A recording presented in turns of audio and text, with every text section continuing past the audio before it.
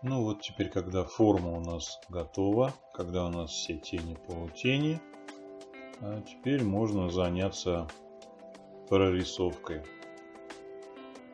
Нужно воспринимать это как следующий слой. А предыдущий это у нас был вроде как подложка.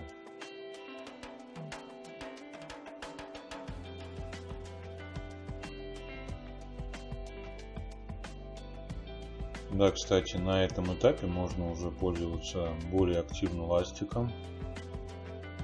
Благо теперь есть где разгуляться ему. Можно сделать какие-то блики. Можно нарисовать какие-то маленькие волоски, которые подсвечены светом. Блики в глазах, блики на губах, блики на носу. Это можно сделать ластиком, если позволяет размер блика. А блики, которые в глазах, вот самые маленькие точки, это мы сделаем в конце белой краской, тоненькой кисточкой.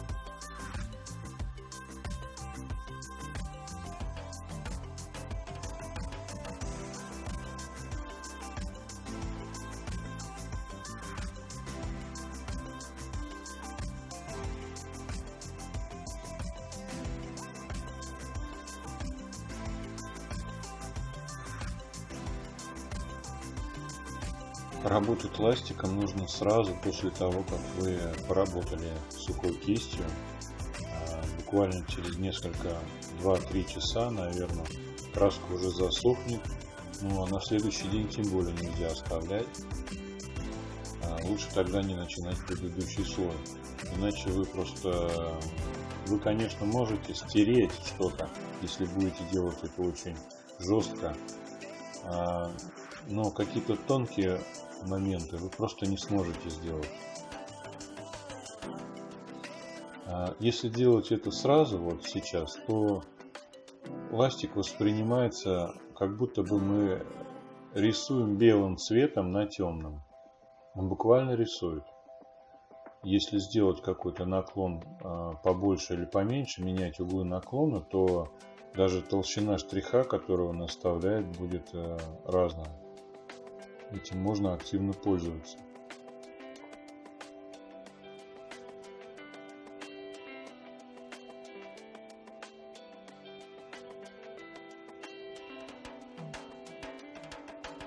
То есть ластиком я рисую не только волоски, не только какие-то блики, но и даже высветляю большие площади на участках кожи.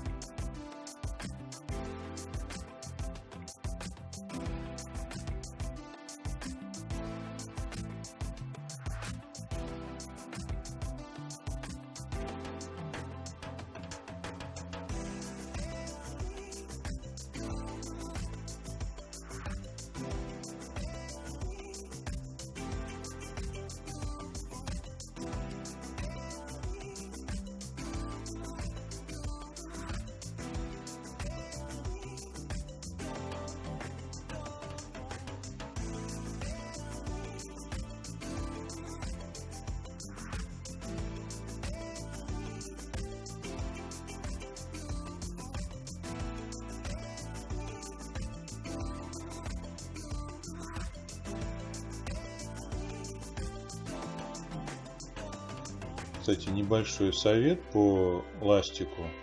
Если ластик оставляет какой-то резкий след, резкие границы какие-то, можно немножечко растушевать пальчиком.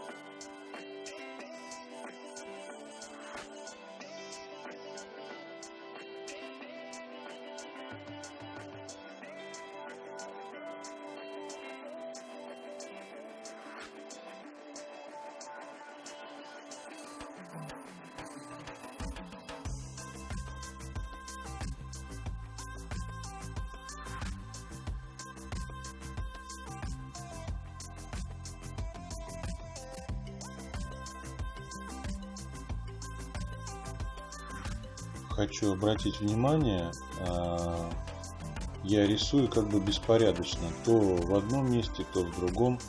Дело в том, что я набираю кисточку очень, так скажем, жирно, чтобы она прямо рисовала краской, то есть, можно сказать, писала краской. А по мере того, когда краска расходуется и кисточка становится сухой, я перехожу на те участки, где мне нужно поработать такой кисточкой. Таким образом я экономлю время и не нужно каждый раз загружать кисточку аппликации. То есть я работаю во всем диапазоне кисточки, пока она еще хоть как-то рисует.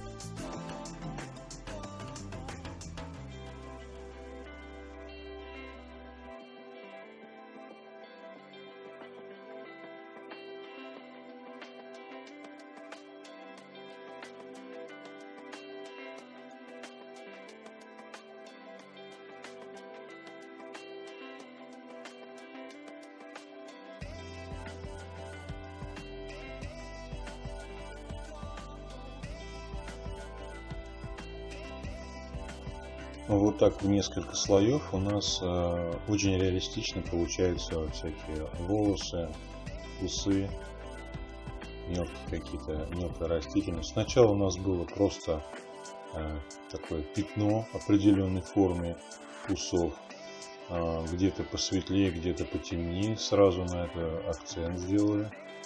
Потом мы поработали ластиком, уже появились какие-то волоски.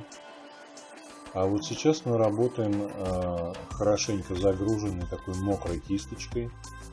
Не бойтесь этого делать. С обратной стороны, ну, слишком сильно нельзя, конечно, чтобы стекало масло. Но слегка смоченная кисточка с краской, вы поймете, достаточно хорошо рисует и никакого вреда не наносит. То есть у нас получается уже несколько слоев. Конечно, у нас волосы станут похожими на волосы. Это просто неизбежно.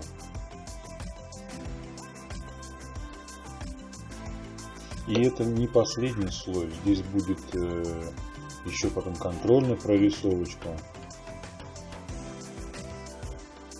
Обратите внимание, какие плавные границы должны быть у усов и место, где они растут.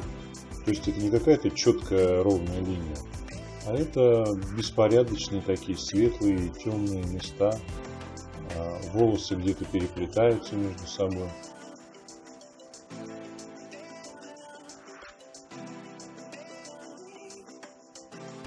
Внизу на шее, под нижней челюстью, у нас такое темное пятно. Это как бы подготовка для того, чтобы можно было нарисовать бороду. Так как на бороде мы видим светлые подсвеченные волоски, соответственно, нам нужно сделать темную подложку, на которой мы будем эти волоски рисовать. И челюсть у нас тоже подсвечена, имеет такой рефлекс. Вот как раз там мы тоже ластиком пройдем, и он будет более, это место будет более выражено, более такое резкое и точное.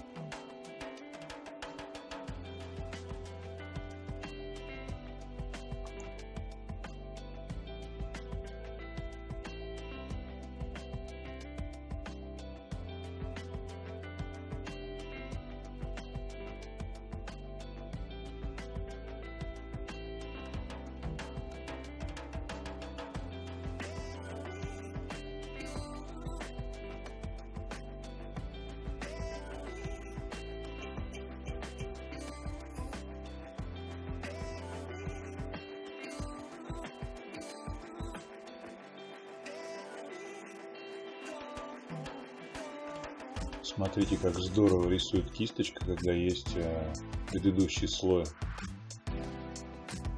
Они смешиваются между собой, все это смотрится очень естественно. Да, еще совет, когда рисуете такие тонкие волоски, старайтесь, чтобы у вас кончики этих волос, то есть рисовать их так, чтобы кисточка в этом месте отрывалась от листа бумаги, и тогда они будут более тонкие. Я имею в виду, кончики волос должны быть более тонкие.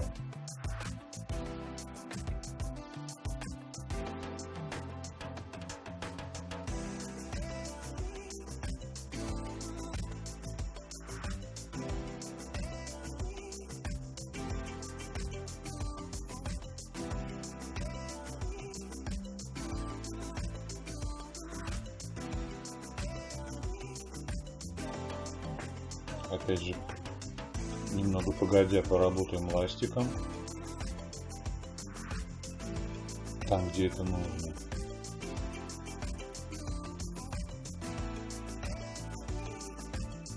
Наша борода будет очень похожа.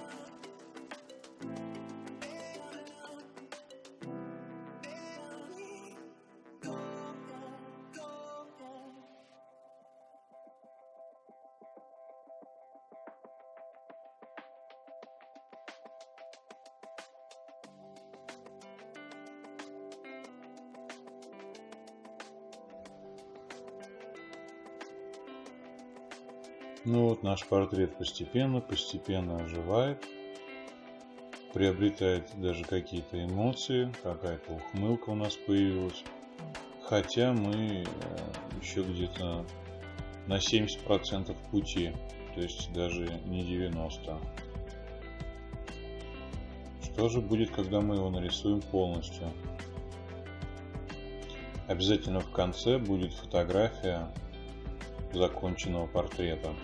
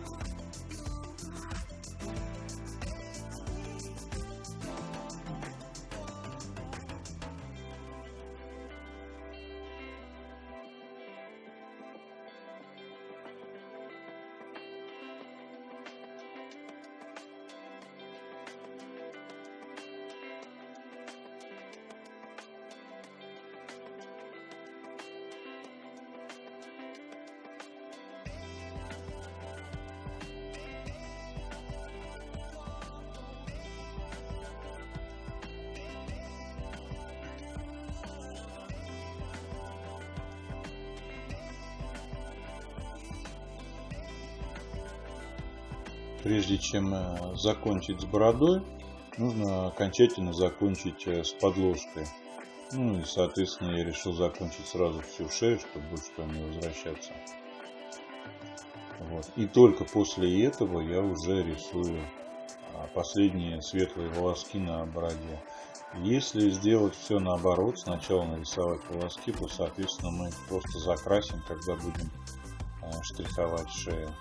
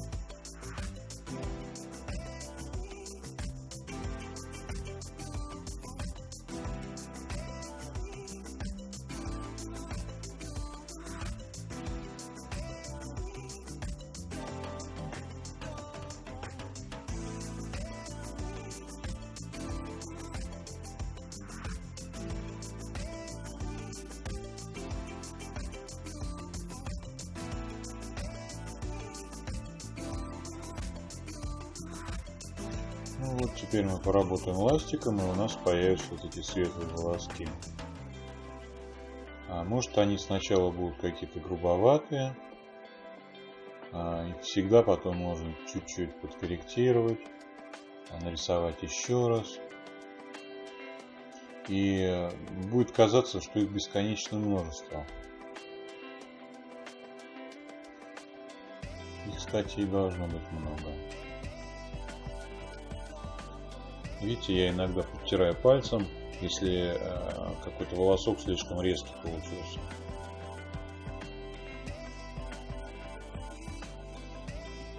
Вот что нам дает подложка, то есть предыдущий слой. То есть мы спокойно работаем ластиком.